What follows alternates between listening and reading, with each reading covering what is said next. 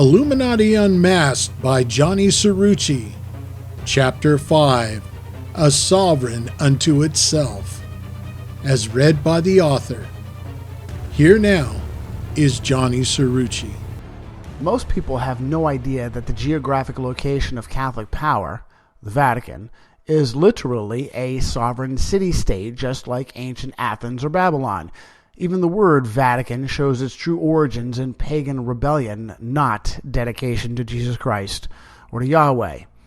The Vatican is literally a city of the dead built upon the graves of Rome's ancestors, the Etruscans. On those same slopes were grown vineyards to fuel pagan festivals. Next, I cite the Sistine Secrets. Vatica has several other related meanings in ancient Etruscan.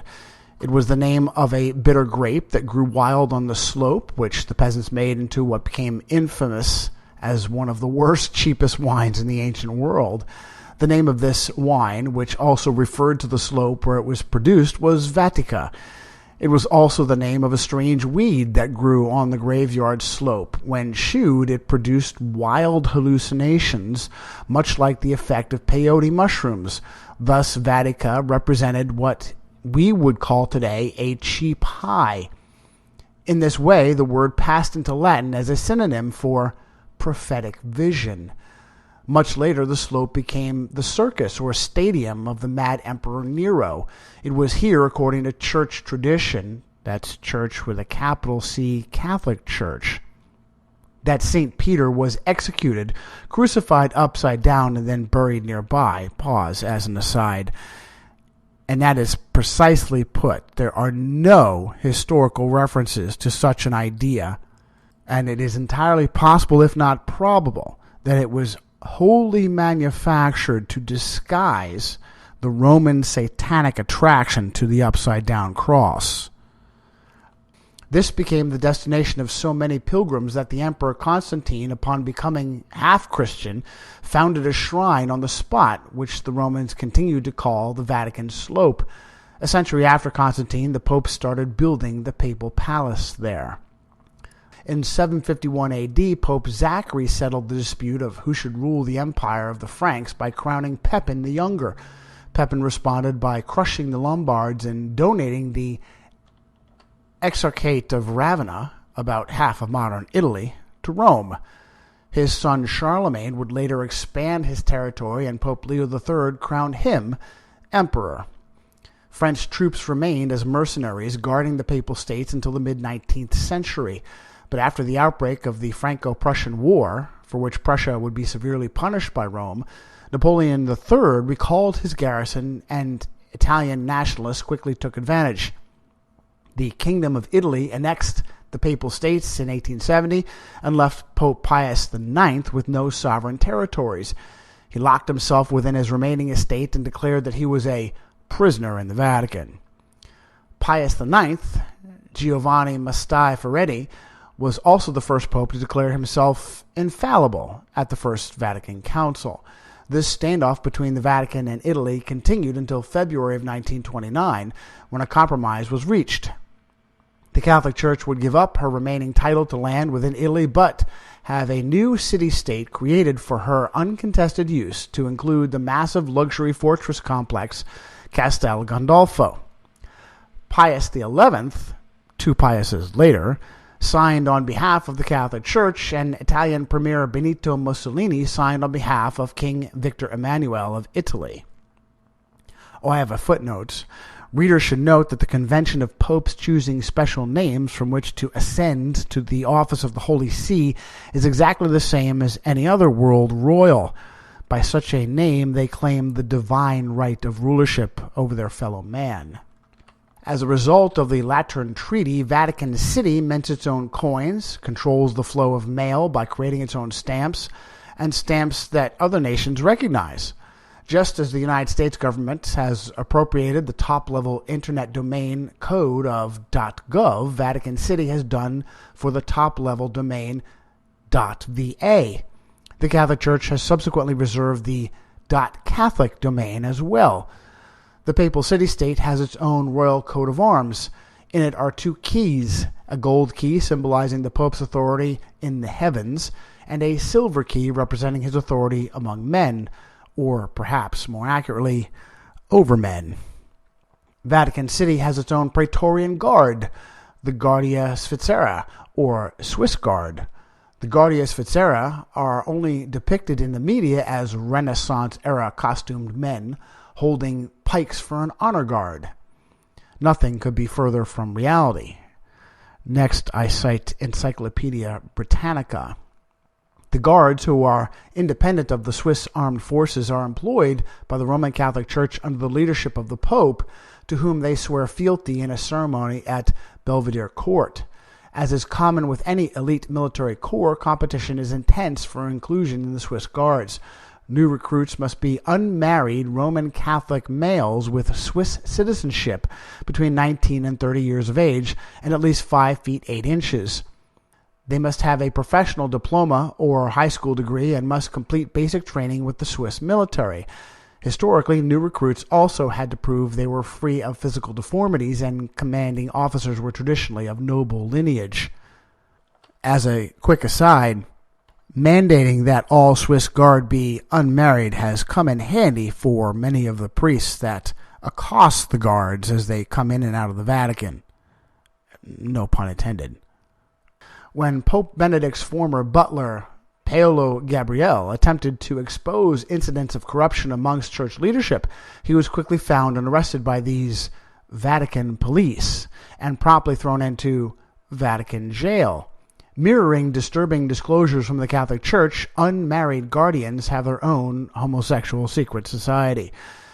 This has mostly been kept quiet, except for a 1998 double homicide of a gay guardian's commander and wife, suspected of being his bisexual lover.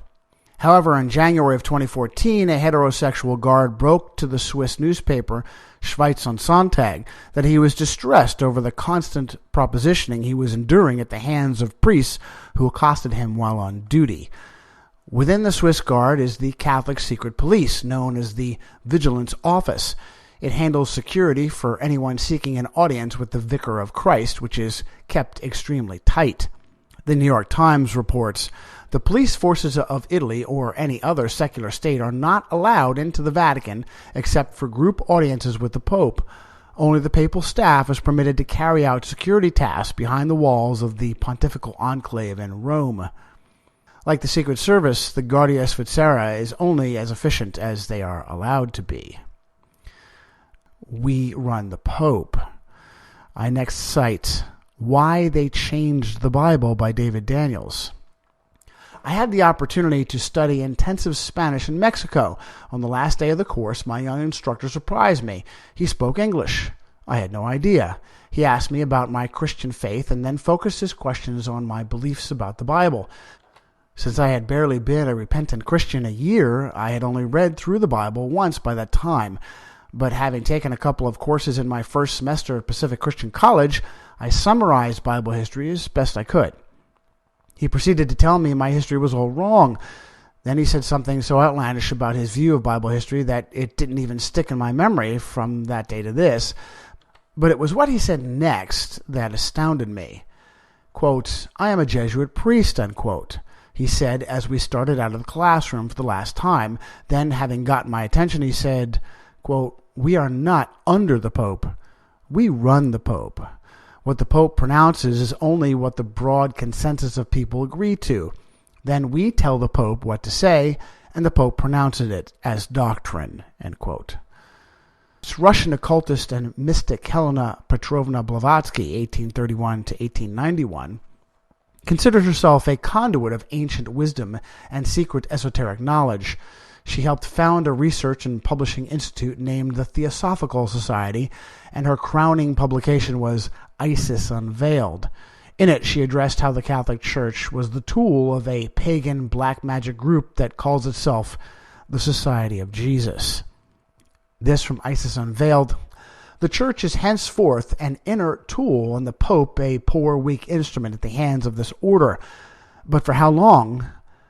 Until the end comes. Blavatsky accused the Jesuits of steering the entire church when they claimed fealty unto death for the Pope. Another enlightening source on the inner circle of the elite is Edith Starr Miller, the Lady Queensborough. Archive.org says Edith Starr Miller was a British blue blood on par with Princess Diana. She understood occult religions and secret societies as she experienced them firsthand. Her husband was the first Baron of Queenborough, treasurer of the League of Nations, and member of British Union of Fascists, who helped secure oil monopolies for John Rockefeller. In 1933, she published Occult Theocracy and showed her readers the Luciferian leanings of whom they thought they elected to serve them. Not surprisingly, Lady Queenborough died shortly after her book was released. She was in the process of getting a divorce from her husband, Almeric High Paget, 72, first Baron of Queenborough, on the grounds of cruelty. Next, I cite Edith Starr Miller, murdered for exposing conspiracy. She died suddenly in Paris on January 16th in 1933 at the age of 45. She had been in good health. Even the Grand Lodge of Canada records that she died, quote, under suspicious circumstances, end quote. And we can assume that the Grand Lodge of Canada is Freemasonic. Back to the citation. All records have been lost. No newspaper article or obituary was published. No record of a coroner's report remains. Details of her life have been expunged, save for a New York Times clipping announcing her wedding in 1921.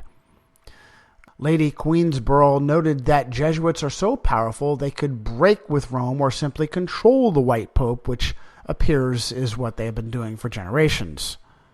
The Jesuits are disturbingly comfortable with absorbing popular paganism.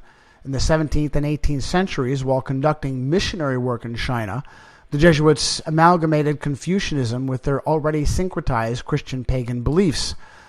Not being dedicated Christians, they were only interested in raw power. In an effort to rein in the Jesuits, Clement XI sent his legate Charles Thomas Maillard de Touran to China. Emperor Jiangxi imprisoned de Touran at Macau, where he later perished. According to Lady Queenborough, the emperor had a Jesuit in his ear that was directly responsible for the papal emissary's death. De Touran had just been ordained a cardinal. This war between the black and white popes proves that they obey the Holy See, quote, as a corpse, quote, with, quote, no opinion or will, quote, of their own or any mental reservation whatever. It only suits them. In 1981, when Karol Joseph Wojtyla, Pope John Paul II, attempted to wrest control from the Jesuits by replacing their Superior General Pedro Arrupe with his own appointment, he started a clock ticking. In a few short weeks, an attempt on his life was made. It is extremely interesting to see corporate media blame John Paul for alienating his own Marines. Next is a citation from The Guardian. John Paul alienated the people he needed to have on his side in his grand project of a second evangelization. The Jesuits, with 23,000 members, still the world's biggest male religious order, were the first to feel the lash. When their leader, the much-loved Father Pedro Arrupe, was felled by a stroke in August 1981, John Paul suspended constitutional procedures and imposed a personal delegate of the Holy Father. An 80-year-old Jesuit, Paolo Deza, was named and by astute footwork enabled the tension to subside. 2 years later, the Jesuits calmly elected a new general, Peter Hans Kolbenbach. The attempt to redirect the Jesuits failed. Father Malachi Martin, 1921 to 1999, was one of the most prominent men in the Catholic Church. Author, famed demon exorcist, and personal friend of Pope Paul VI, Martin was amongst the rare few who were granted leave of his association with the Company of Loyola. He later became one of their harshest critics. Pause, as an aside, or so it would seem. In his book, The Jesuits, Martin gave us insights free of media whitewashing. In the spring of 1981, John Paul II had a secret meeting in regards to firing the Black Pope. I cite Martin's The Jesuits. On May 13, 1981, within 3 weeks of that private papal conference to fire Arrupe, John Paul II was struck by 2 bullets from the Browning semi-automatic pistol of paid hitman Mehmet Ali Agca. By mistake, as it was later explained, the pontiff was rushed to the Roman hospital of Gemelli rather than to the special hospital unit organized solely for papal use. He was given blood from the public blood bank. The private supply kept in readiness was never used. In rapid succession, Pope John Paul underwent 2 major operations and suffered the consequences of the transfusion of impure blood. He contracted a severe case of hepatitis. At the height of the pontiff's crisis, on May 28th, Cardinal Wyszynski of Warsaw died. Wyszynski was John Paul's closest friend and had made his career possible. Father Malachi apparently died of a brain hemorrhage after falling down the stairs in his apartment in 1999. There are many, however, who feel that Martin was murdered. Was Martin getting too close to the truth? I cite Father Charles Fiore. At his death, Father Martin was at work on what he said would be his most controversial and important book, entitled Primacy: How the International Roman Catholic Church Became a Creature of the New World Order. It was to deal with power and the papacy and analyze the revolutionary shift in the ancient dogma of primacy that lies at the heart of what many now see as the first breakdown of papal power in 2 millennia. It was to be a book about the Vatican's political landscape as we approach a new pontificate, and as a book of predictions about papal power and the world in the first decades of the new millennium. Do we believe that? Or was it a massive psychological operation within a psychological operation? There's no such thing as a former Jesuit, in the way there's no such thing as a CIA whistleblower. The only way someone can be a Jesuit and gain credence is to completely leave the Catholic Church, and hopefully for both them and their souls, forgive me, I'm speaking as a Christian here, just as completely embrace Jesus Christ. Such a man was Alberto Rivera. We look at Malachi Martin and we're supposed to believe that he wanted to serve the Catholic Church with such dedication that he joined the Vatican Special Forces, the Jesuits, and then he realized, well, I don't want to serve the Catholic Church that much. And he left the Jesuits but remained an ordained priest. How does that have any traction at all? And then his message became, hey, the Catholic Church used to be great, the Jesuits used to be so good, but now they've just gone south.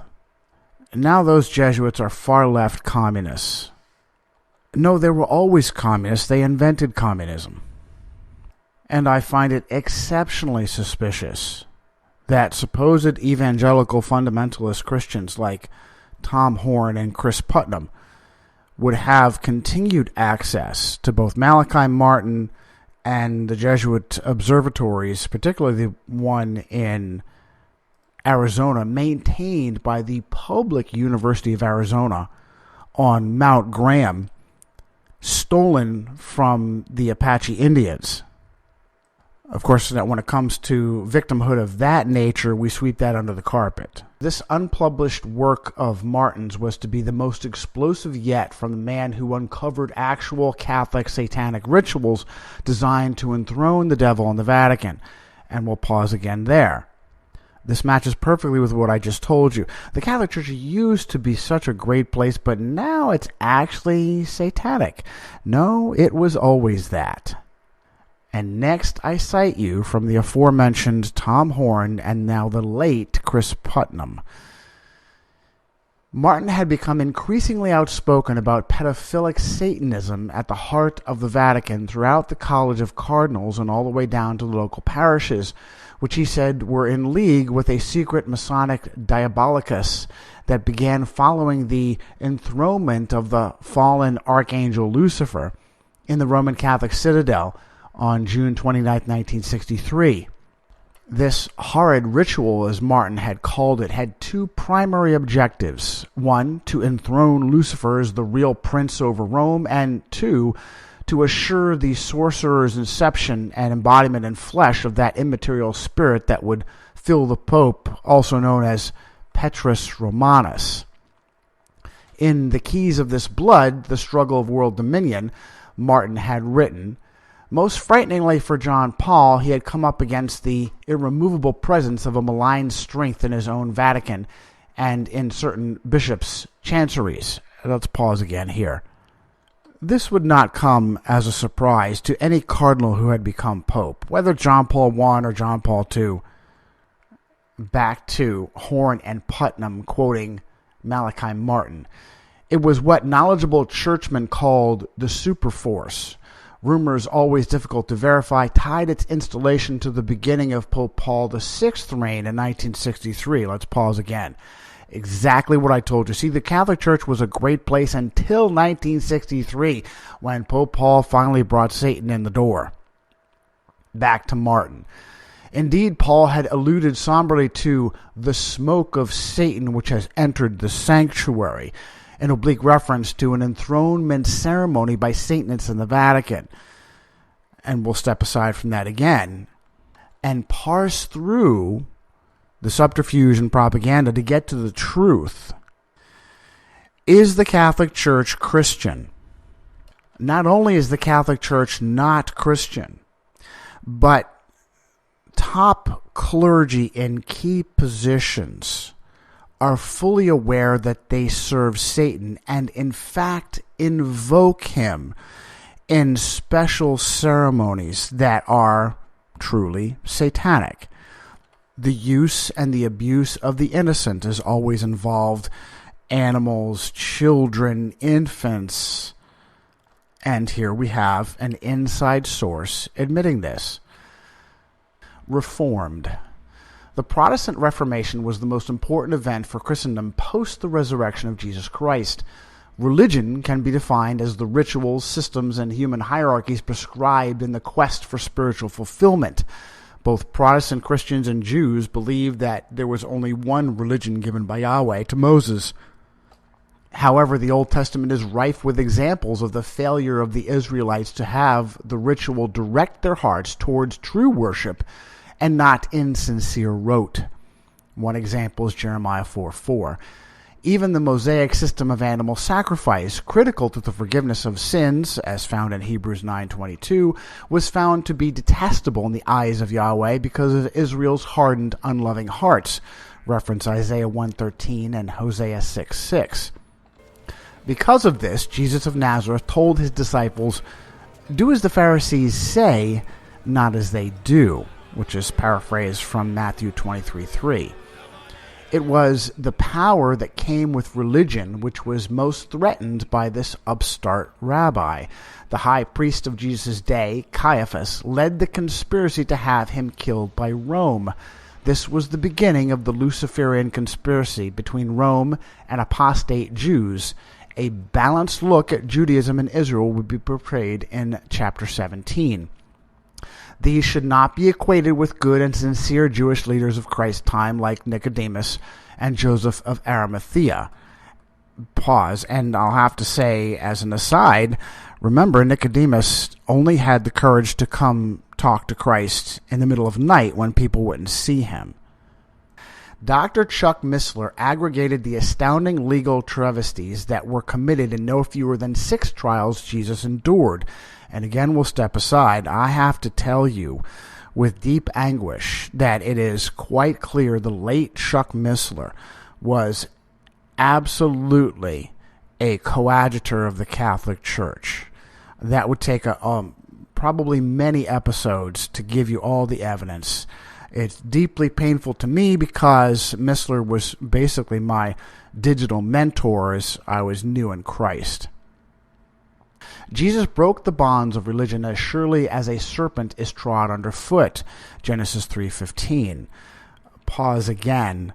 The Catholic Church, in particular, the Douay Rheims translation, Catholic translation, which was done by Jesuits and originally called the Jesuit Rheims, blasphemously and heretically rewrites that prophecy of the Messiah to have female pronouns and speak of Mary and not Christ.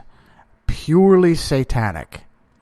Because in the end, it distracts people who might be saved by Jesus Christ and points them towards whom the Catholic Church claims is Mary, and it's not Mary. It's Semiramis, Isis, Columbia, Aphrodite, an amalgam of pagan Luciferian female entities. This ideal of personal freedom over institutional oppression is why Protestants were able to have so much success in helping to form the American experiment. Passionate self-determination was declared at Golgotha. Pause again. When I wrote this, I was not as aware of the involvement of the Catholic Church in the foundation of the United States of America. And I'm going to continue to correct myself as I read that. Absolutely, the United States was formed to become the sword arm of the religious Roman Empire. She had given up her standing military when she transformed from a military empire to a religious empire. And she had used the soldiery of her puppet nations for centuries before this and had decided, well, let's just start from scratch. And I do commend Frederick Tupper Saucy's book, Rulers of Evil, to give you all of the information you need on just how thoroughly the Catholic Church controlled the American Revolution. Early Christians gathered in their homes and continued the Jewish traditions of studying Scripture, but now their hearts were filled with wonder at seeing so many passages fulfilled. Yet they were not left in peace. Soon persecution arose from all who were threatened by this new gospel message of individual freedom, both Jew and Roman. This new faith spread like wildfire throughout the empire and beyond. In response, Rome began to persecute and slaughter those who walked in the way. One of the first recorded false flags occurred in 64 AD, and I have a footnote on this. A false flag can be defined as an event staged by an authority in its own domain that brings harm to its people and is used as an excuse for action against that authority's enemies. See chapters 9 and 10. The Great Fire of Rome burned for 6 days, and most historians credit Nero with its kindling, yet he blamed the catastrophe on the followers of Christ. Christians were tortured, enslaved, imprisoned, burned alive, and fed to wild animals for sport, yet still they increased in number. In the sign of the cross shall you conquer. Within 200 years, Rome became a splintered realm with factions rallying around two men, Maxentius and Constantine. At the Battle of Milvian Bridge, General Flavius Valerius Constantinus claimed to have had a vision. The God of the Christians, Jesus Christ, told him, "In this sign shall you conquer." That was the sign of the cross. By the way, as an aside, that's the traditional Christian cross, not the ancient pagan Luciferian Maltese cross of sun worship. Church historian Eusebius claimed the vision was shared by Constantine's men as well. The sign of the cross would shield them against the pagan magic of Maxentius. Flavius Valerius took this literally and ordered his men to paint crosses on their shields. At the conclusion of the battle, Maxentius had drowned in the Tiber, and his army was completely routed. Constantine later vanquished his remaining rival, Licinius, and soon reigned supreme as the 57th emperor of Rome. Though a great many scholars dispute the authenticity of Constantine's vision, few dispute the reforms he instituted upon his ascension as world ruler. Emperor Constantine stopped pagan sacrifice, particularly infanticide, outlawed the abuse of slaves, stopped execution by crucifixion, set the precedent of the free exercise of religion, and gave special privileges to Christians in particular. Whether intended or not, it was a brilliant political move. Jesus Christ himself had said, "Whoever is not against us is for us," and that can be found in Luke 9:50. Take heart, a solution has arisen. A new movement is throwing the chains of centralized church authority off. Called the House Church Movement, it is the inspiration of Beresford Job, and it advocates a return to Christians meeting in their homes, sharing fellowship and worship of Christ, and deciding their own spiritual destinies rather than relying on church clergy to give it to them. Around the world, from China to Sudan, persecuted Christians are already following this pattern. As persecution increases in America, Christ has set in motion how it can be used for good. Constantine reigned an astounding 31 years over an empire that would frequently devour its rulers in less than 31 months, and sometimes within 31 days.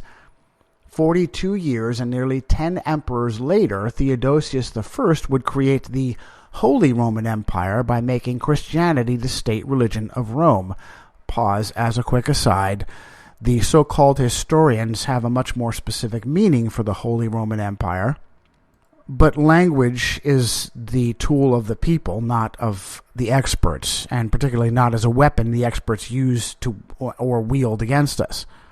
If you think of the Holy Roman Empire, does it not make common sense? Does it not strike a chord with your common sense that the Holy Roman Empire would be the religious version of the military Roman Empire? And that's how I use it. And also it's very important to note that it's commonly misunderstood whether or not Constantine made Christianity the state religion. He did not. It was Theodosius I who made Christianity the state religion of the Roman Empire. Generations of pagans that traced their mystery religion worship through Greece back to Babylon were suddenly Christians. They blended their beliefs with Christian doctrine in a syncretism that became Roman Catholicism. Early Christians knew nothing of centralized authority. For 300 years after the advent of Jesus Christ, Christians gathered in their homes, broke bread with each other, celebrated their Savior, and studied how he fulfilled the Hebrew Scriptures. When there was dissent or heresy, knowledgeable circuit riders like the Apostle Paul visited or sent letters of instruction. The Bible lauds those who uphold the ideals of Martin Luther and America's founders, those who are self-determinate in what was important for their spiritual destiny to best. Not even the Apostle Paul was to be taken without question, as can be referenced in Acts 17, verses 10 through 12. Rome undid it all. A priesthood was reinstituted in direct abrogation of Scripture, 1 Timothy 2:5. It requires celibacy, guaranteeing sexual perversion amongst its adherents for centuries. It amassed great wealth and power through indulgences, supposed spiritual concessions granted by church authorities in return for gifts payable to Rome. Most of all, it gave absolution of sin to lords and kings who confessed their misdeeds to their holy fathers. This would be perfected under the Jesuits. In 1835, the Library of Congress received Exhibit BX 3705, Book A2M65, Secreta Monita Societas Jesu, The Secret Counsels of the Society of Jesus. The editor-translator of the work, Robert Breckenridge, was convinced that it was the same book found in the British Museum circa 1596 at the Jesuit College at Paderborn in Westphalia circa 1658. In London, via the collection of Dr. Compton, circa 1669, in Amsterdam, circa 1717, the Library of British Prime Minister Sir Robert Walpole, circa 1722, in Cologne, France, circa 1727, and making its way to Princeton, New Jersey, in 1831. It was his contention that the original author spoke Spanish before he learned Latin. It is interesting to note that the founder of the society, Ignatius Loyola, and his original cohort were Spaniards, although we may never know who actually wrote Secreta Monita. However, if authentic, it is an astounding find. It is also a terrible proof of the excesses of religion. And I quote it, "Let confessors not neglect to interrogate their penitents, but cautiously, about their name, family relations, parents, friends, estates, and then to examine their expectancies, states, intentions, resolutions, which ought to be molded favorably to the society, if not so already." Jesuits are instructed that if someone is sick or on their deathbed, their guilt and confessions are to be exploited for both intelligence and wealth. If a wife is heartbroken over an adulterous husband, Jesuits are to exploit it to their advantage. But when it came to intelligence gathering, even the Jesuits spied upon Jesuits. As Lady Queenborough noted, not only is there a strict system of reporting based upon a military chain of command, but the spies have spies who watch over them as well. She states, an elaborate system of espionage and delation forms part of the recognized order of every house, and in direct contrast to the ancient indictment and confession of faults in an open conventional chapter, every inmate of a house is liable to secret accusation to its superior, which the superior himself may be similarly delated to the provincial or the general. Nor is the general himself exempt from control on the part of the society, lest by any possible error he be unfaithful to its interests. A consultative council is imposed on him by the general congregation, consisting of 6 persons, whom he may neither select nor remove.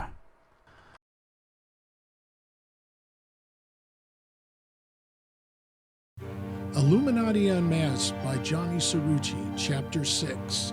From Christ to Cromwell, The Battle Against Tyranny. As read by the author. Here again is Johnny Cerrucci. Us versus them. In discussing conspiracies that entail an us versus a them, it's important to define who the two sides are. In general, us are the common people who live hand to mouth, who stress over bills, who live their lives one day to the next. Them are those whose wealth allows them to possess anything their undisciplined hearts desire. The vast majority of them know nothing of toil, and worse, they use their wealth to bleed those of us who do produce, so that they might steal even more. Although they have the advantage over us, they fear us, because we far outnumber them, and when stripped down, mano a mano, we are far superior to them in the ways that matter: compassion, courage, intestinal fortitude, and integrity, on average or under duress. As a result of this, they have devised schemes that keep us divided and weak. Thanks to human nature, it's easy. Race, lust, sloth, gender. Lust, it's worth a second mention. Add distractions like entertainment, sports, and completely co-opted media who keep the people from being informed, and you've got an entire planet of slaves. Humans are made in the image of the divine, and it is a spark that is indomitable when empowered by righteousness and communion with our Creator. Even small pockets of informed resistance can be extremely dangerous. In fact, there are rams and sheepdogs that live amongst the sheep. They live off of personal discipline, self-control, and a sacrifice born of love. In the top 10 of everyone's classic movie lists is probably The Magnificent Seven from 1960, based upon the brilliant Akira Kurosawa black and white film Seven Samurai of 1954. It was directed by John Sturges and starred the Russian actor Yuli Borisovich Brenner, Yul Brenner, Steve McQueen, Charles Bronson, James Coburn, Robert Vaughn, and the best Jewish Mexican of all time, Eli Wallach. A small village of farmers south of the border has been raided year after year by bandits. Forced to hide their women, they are left with barely enough food to survive until the next raid. They take it upon themselves to travel north and find mercenaries to help them. They gather up everything of value they have to buy guns with. In Texas, they come across a gunfighter named Chris Brenner, and their hardship story endears them to him. Times are hard for cowboys, too, and Chris puts together a team of 7 willing soldiers to give the village a good defense. While they train, Bronson's character, Bernardo O'Reilly, is adopted by 3 boys who see the man who had a Mexican mother as one of them. And pause as a quick aside. The formula for so-called entertainment in Hollywood is for it to be overtly Jewish and secretly Catholic. Bronson's character in The Magnificent Seven is an excellent example. Half Mexican, half Irish, all Catholic. When their fathers fall short against the banditos, one of the boys tells Bernardo that their fathers are cowards. Bronson takes the boy over his knee and spanks him and delivers one of the best monologues in movie history. Can we go with you, Bernardo? No. You like us, don't you? I guess so. You're one of us, aren't you? Yeah, one of us, all right. Take us with you, please. No. We're ashamed to live here. Our fathers are cowards.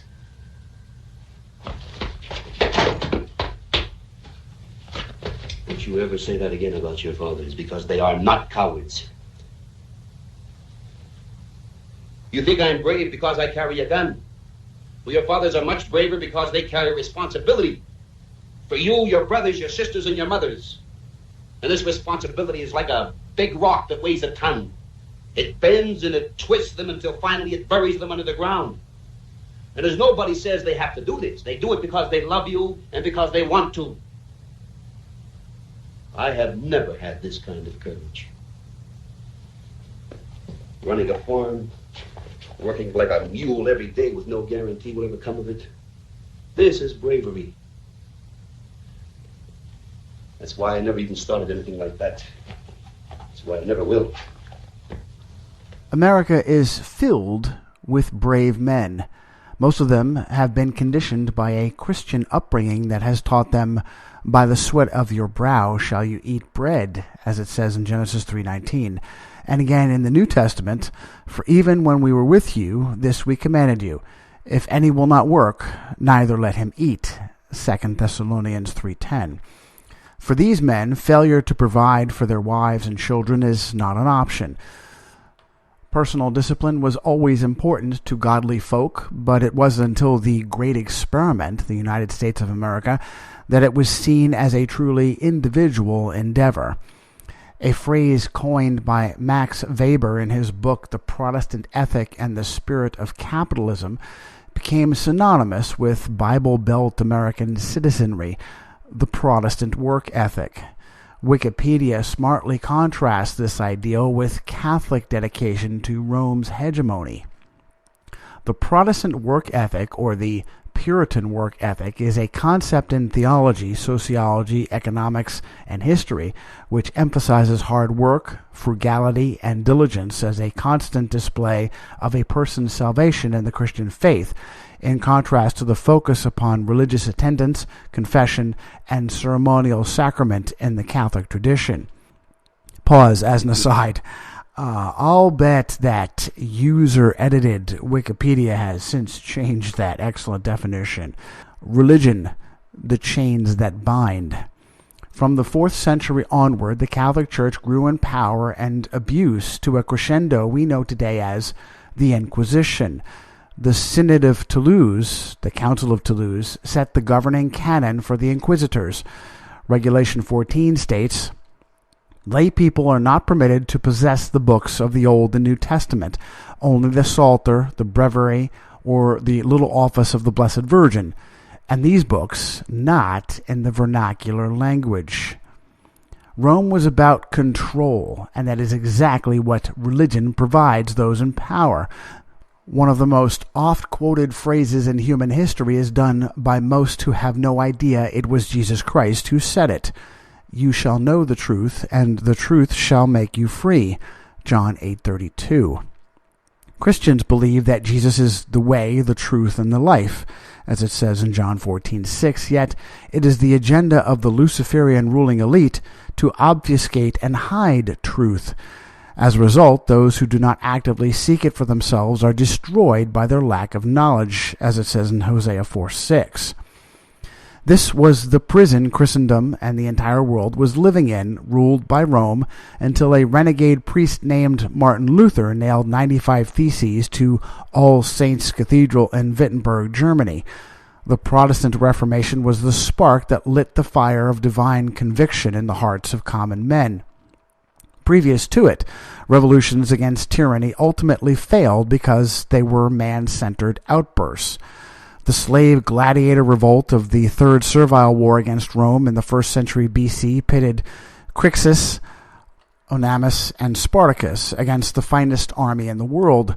Starting with a revolt at the gladiator training camp near Capua, the rebels repeatedly defeated Roman attempts to stop them. These successes, combined with unclear goals, allowed the Romans time to marshal Crassus and his legions to corner the slave army in southern Italy. The former slaves made themselves vulnerable because they looted the countryside instead of striking the capital or dispersing across the Alps. Ever so slowly, mankind matured and recovered from the curse of making men king. 1 Samuel 8, 1-18. The divine model given the Jews was for Yahweh to be the governing authority with decentralized judges to administer order and justice. But Luciferians seek control over their fellow man. In large nations, a feudal system was developed to oppress the people with a tiny elite at the top, insulated by a pampered aristocracy around them, protected by a praetorian class of knights, samurai, soldiers, who enforced the plundering of the peasantry. Yet even the aristocracy rebelled, and the lords of England attempted an unheard-of thing in 1215.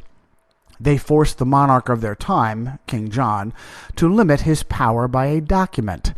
The Magna Carta ushered in the rule of law, but only for the aristocracy, creating a due process for criminal charges, representation for taxation or impressment into military service, and punishment commensurate with the crime, which had to be proven to have been committed, as well as several other important precedents. Few know that one of the most powerful enemies of the Magna Carta was the Vatican, and next I cite A Woman Rides the Beast by Dave Hunt.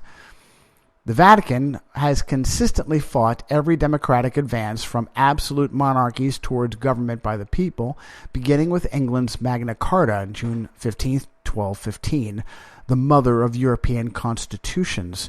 That vital document was denounced immediately by Pope Innocent III, 1198 to 1216, who pronounced it null and void and excommunicated the English barons who obtained it, and absolved the king of his oath to those barons.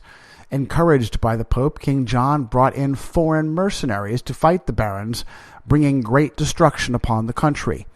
Subsequent popes did all in their power to help John's successor, Henry III, overturn the Magna Carta, impoverishing the country with papal taxes, salaries to the numerous imported Italian priests with 3 times the crown's annual revenue. Nevertheless, the barons finally prevailed. One of the most renowned accounts of Christian martyrdom is Fox's Book of Martyrs, and it is entirely focused on how the Catholic Church viciously and brutally attempted to maintain complete control of Christendom and the Bible. William Tyndale. An English contemporary of Martin Luther, William Tyndale was a leading figure in the Protestant Reformation. He too utilized Gutenberg's movable type press to profligate his English translation of the New Testament. In response to a Vatican apologist who said that the people were better off having the Pope's laws than God's, he is quoted as having said, "I defy the Pope and all his laws. If God spare my life ere many years, I will cause a boy that driveth the plough to know more of the Scripture than you do." Having worked hard on the New Testament, Tyndale weathered harsh counter-Reformation critics who hounded him incessantly. He was forced by persecution to flee London and ended up in the heartland of Luther's Germany, stopping first in Hamburg and later in Cologne. There he continued to work on an English translation of the Old Testament. As the Protestant firebrand continued to translate undercover, he was located by a British agent of Rome who befriended him under false pretense. The BBC tells the end of William Tyndale's story. Soon afterwards, Tyndale was betrayed by his friend Henry Phillips. He was arrested for heresy by imperial authorities and imprisoned for over 500 days in Vilvoorde Castle. On 6 October 1536, Tyndale was tried and convicted of heresy and treason and put to death by being strangled and burned at the stake. By this time, several thousand copies of his New Testament had been printed. It was reported that Tyndale's last words before his death were, Lord opened the King of England's eyes. Just 3 years later, Henry VIII published his English Great Bible based on Tyndale's work. Even though Tyndale's translation of the Old Testament remained unfinished at his death, his work formed the basis of all subsequent English translations of the Bible, including the King James Version of 1611. It was lenient for the inquisitors to strangle Tyndale before burning him. Many other victims didn't fare as well, from Hugh Latimer to Joan of Arc. They were burned alive. Pause, and as an aside, I have since come upon information that Tyndale's executor purposefully only strangled him unconscious so that he would feel the flames of his death. Vicious, vindictive Vatican. When Rome couldn't arrest a heretic in time, as was the case with great reformer John Wycliffe, they pulled his body out of the grave, then burned him. Wycliffe was truly a man ahead of his age. Before Martin Luther nailed his theses to the door of the All Saints Chapel, John Wycliffe was speaking passionately against Catholic doctrines in England. He was a visionary of the 14th century, and I then cite visionary media. Noting that the Bible said the gospel was to be freely given, Wycliffe attacked the money-grabbing and impoverished practices of the medieval church. He criticized such unscriptural practices as prayer to saints, pilgrimages, and the selling of indulgences. He also condemned confessions, images, and celibacy. Decrying the feudal power of the church, he held that each person was directly responsible to God. In 1376, Wycliffe wrote On Civil Dominion, in which he said, England belongs to no pope. The pope is but a man, subject to sin. But Christ is the Lord of lords, and this kingdom is held directly and solely of Christ alone. Lacking the linguistic skills to translate Greek, Hebrew, and Aramaic from early canon scriptures, Wycliffe was the inspiration and leadership behind an effort to translate the Latin Vulgate into common English. Not surprisingly, the reformer was well loved by peasants and commoners, and this kept both royal and papal authorities at bay, though he was under constant threat of prosecution by them. Wycliffe suffered not one, but 2 strokes in 1384, although some sources report his death as the 28th of December and some the 30th. A modern Bible publisher has this breakdown of the dates. While Wycliffe was in the parish church on Holy Innocents' Day, December 28, 1384, he again suffered a stroke and was carried out the side door of his church in his chair. John Wycliffe died on the last day of the year, 3 days later. Are the significant dates telltale signs of John Wycliffe's assassination? It's surprisingly easy to induce a stroke. Anything from hydrogen peroxide to insulin to cocaine can constrict the flow of blood to the brain sufficient to cause one.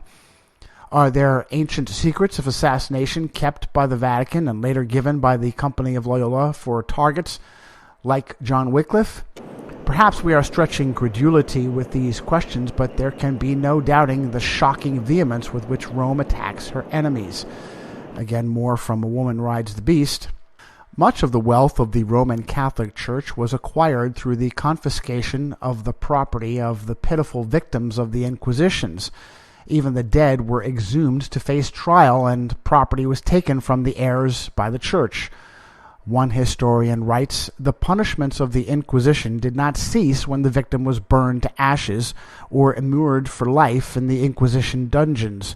His relatives were reduced to beggary by the law that all his possessions were forfeited. The system offered unlimited opportunities for loot. This source of gain largely accounts for the revolting practice of what has been called corpse trials. That the practice of confiscating the property of condemned heretics was productive of many acts of extortion, rapacity, and corruption will be doubted by no one who has any knowledge either of human nature or of the historical documents. No man was safe whose wealth might arouse cupidity or whose independence might provoke revenge. Even so, Britannica.com had this inspiring conclusion to John Wycliffe's story. The effect of Wycliffe's teaching extended far beyond the British Isles. King Richard II's first wife, Anne of Bohemia, was daughter of the Holy Roman Emperor Charles IV. When she died prematurely in 1394, her attendants carried Wycliffe's ideas to the very imperial court in Prague. There they were taken up by theologians at Charles's University, such as Jan Hus. At the same trial, it ordered Hus to be burned at the stake outside of the city. The Council of Constance in 1415 decreed that Wycliffe's remains in England should be dug up, his bones burned, and the ashes scattered on the water. His incorporeal remains, however, were like raindrops which fell over all England, producing fertile soil for William Tyndale, Thomas Cranmer, and later English reformers. Still saving. In yet another incident of school violence, a Florida State alum named Myron May opened fire on campus in November of 2014. He was a poster child for whom the burgeoning American police state considers an enemy. Police claim he had anti-government documents in his possession, and media have reported that his Facebook page had Bible verses and conspiracy theories posted. Even though guns are outlawed on nearly every school campus in America, making FSU a gun-free zone, the incident is being used as a propaganda tool to call for more gun control. We will never know the story from Myron May's point of view. Police claimed he failed to yield to them and killed him at the scene. Jason Durfus was one of the students shot that day. He was hit in the back as he ran. When he got to cover, he pulled off his backpack to find the bullet lodged in a book he had just checked out. It had miraculously saved his life. The book was Great Medieval Thinkers, John Wycliffe.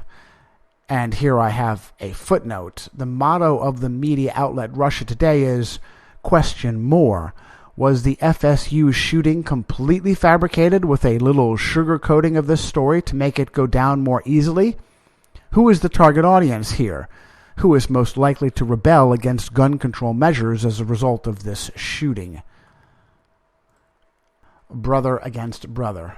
The crowning achievement of English Protestants was the Geneva Bible, yet it was outlawed by Protestant King Charles I. This citation from Conservapedia: the Geneva Bible was the first full-length Bible to be published in the English language. Its original compilers and publishers produced 144 separate editions between 1560 and 1644, beyond which time King Charles I and Archbishop William Laud forbade its printing in England. The Geneva Bible virtually disappeared until modern times. The Geneva Bible is now available in a hardcover edition published in 2006 by Toll Press. It was the Geneva Bible rather than the King James that was preferred by the Puritans who colonized New England, and the Pilgrims probably brought the Geneva Bible with them on the Mayflower. One reason the Puritans preferred the Geneva Bible was due to its thorough annotations. Although born and raised Anglican, Charles had many questioning if he was a secret puppet of Rome. He and his father James I arranged for him to marry Catholic Infanta, heiress to a Spanish or Portuguese throne, Maria Anna. The Spaniards were too suspicious, however, and the engagement was broken off. Instead, James and Charles arranged to marry a different Catholic royal, Henrietta Maria of France, daughter of Maria de' Medici, one of the most powerful families in the world then and now. There are a great many non-Catholics who promote the King James Bible as not only the only viable English translation, but one that is inerrant. This is the same Bible that uses words like Easter to describe the Passover and mentions unicorns. Now, there can be no doubt that Constantine von Tischendorf, who supposedly found the Codex Sinaiticus in an Egyptian Catholic convent, was an agent of Rome, and that all modern translations have fallacies purposefully written in them to destroy the veracity of the Bible. However, James I of England is far from a superhero. His mother, Mary Queen of Scots, was a devout Roman Catholic, and his offspring, Charles I, was a secret Roman Catholic. It was James who knighted Jesuit priest Toby Matthew because it was Matthew who tried to arrange the Catholic wedding for Charles that we just spoke of. Toby Matthew is the Jesuit behind Gnostic Freemason Francis Bacon, who is believed to be Shakespeare. James I gave his Bible to Francis Bacon to edit. So unfortunately, it is not a stretch to say that a Jesuit was behind both Shakespeare and the King James Bible. What do you do with that? Exactly what the Bible tells you. Examine everything carefully. Keep that which is true. You have no idea what you're dealing with. Shakespeare in the Park? Doth mother know you weareth her drapes? As with all elites, Charles lavishly spent the people's wealth on wars to expand his power. But when he ascended to the throne in 1625, there was a parliament representing the will of the citizenry. Sharing power is not something kings do well. A tax called ship money had been levied on coastal counties during time of war to maintain the Royal Navy. Charles began collecting it without Parliament's consent on the entire nation year-round.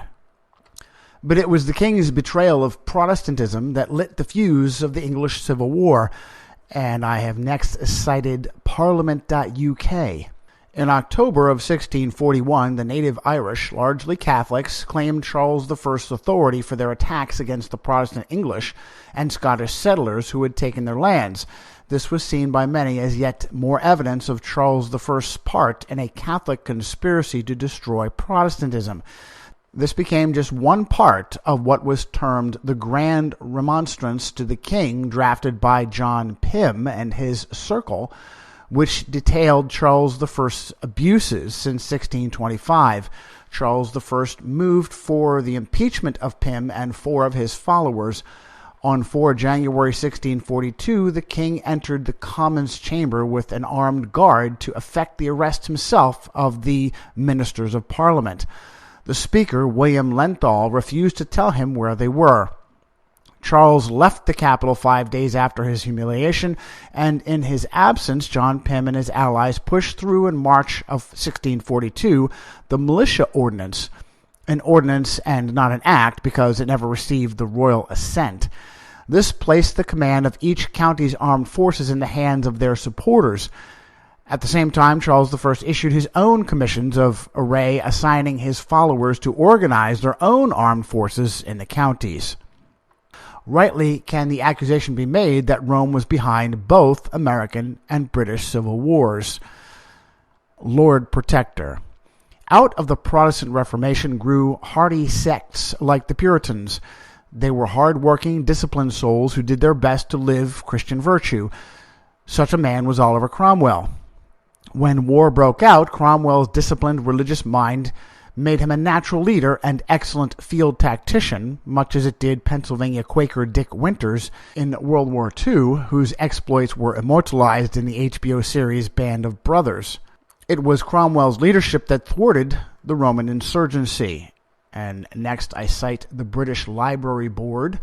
At the battles of Naseby and Langport in June and July of 1645, the first showing of the Parliamentarian New Model Army under Thomas Fairfax and Oliver Cromwell, the Royalists suffered major losses. Charles I's surrender in May of 1646 concluded the first phase of the Civil War, though he rejected all proposals intended to bring a peace. However, he did reach a secret agreement with the Scots regarding Presbyterianism in England, which incensed the English Parliament. The Civil War reached the end of its next phase with Charles's trial and execution in January of 1649. Edith Starr Miller, the Lady Queenborough, also credits Cromwell with putting the Jesuits into dire straits. Quoting her, "The Jesuit power, much weakened in England by the advent of Cromwell, persisted nevertheless in its efforts to recapture its former status in that land. During the reign of James II, it schemed and intrigued incessantly through its representatives, Father St. Germain and his successor, Father Colombiere. After the enactment of the limitation of the English throne to Protestant succession, the Jesuit diplomats were hard put." On January 20th, 1649, Charles I was executed for treason. A series of feckless parliaments were raised and dissolved, and Oliver Cromwell was the only man with the strength to rule, yet the strength not to become an autocrat. Cromwell held the title of Lord Protector, and when he was offered the crown in 1657, he refused in fury. Why had they cut the head off of one king only to raise up another? While Cromwell reigned, England was free. But less than a decade from the death of England's traitor sovereign, Oliver Cromwell's daughter Elizabeth fell ill. A doctor was sent to her, but she died despite his care. Shortly thereafter, Cromwell started to suffer from what some have called malaria, and the same doctor attended him. He died on September 3rd, 1658, at only 59 years old, the anniversary of his two greatest victories at Dunbar and Worcester. Accounts of his death have caused experts to now question if he was poisoned. In an entry for the Journal of the Royal College of Physicians of London, Dr. Leonard Jan Bruce Schwatt, an expert in malaria, uncovered Cromwell's healer as his killer, George Bate, physician to secret Catholic Charles I and a royalist. Shortly after Cromwell's death, Charles II was rushed back from exile in Scotland and reinstituted as the monarch of England. On his deathbed, he converted to Roman Catholicism.